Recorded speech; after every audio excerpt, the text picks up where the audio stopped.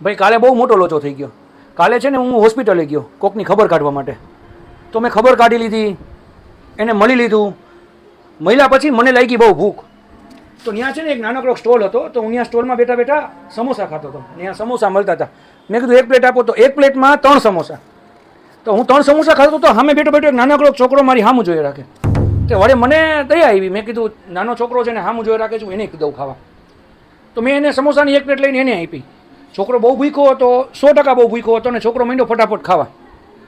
છોકરો ખાવા માંડ્યો, ત્યાં થોડીક વારમાં એની મમ્મી આવી. હવે એની માં આવીને માંડી દેખાડા બોલાવા, આ છોકરાને કોને ખવડાવ્યા ને આને સમોસા આપ્યા જ કોને ને આમ ને તેમને. હવે હું જરાક આમ એટલે બી નહોતો ગયો, પણ આમ મને જરાક એવું લાગ્યું કે હું બી ગયો. તો હું પછી કંઈ બોલ્યો નહીં. હું તો કચાના મુનો સમોસા ખાવા માંડ્યો મારી પ્લેટમાંથી. ચાલો કાઉન્ટર ઉપર બેઠો હતો ને, જે બધાને પૈસા ને ઓર્ડર લેતો હોય ને, એ ગયો કે શું થયું બેન? તો કે આને સમોસા કોને આપ્યા? કે હું સવારનો એને ભૂખ્યો રાખી 25 કિલોમીટર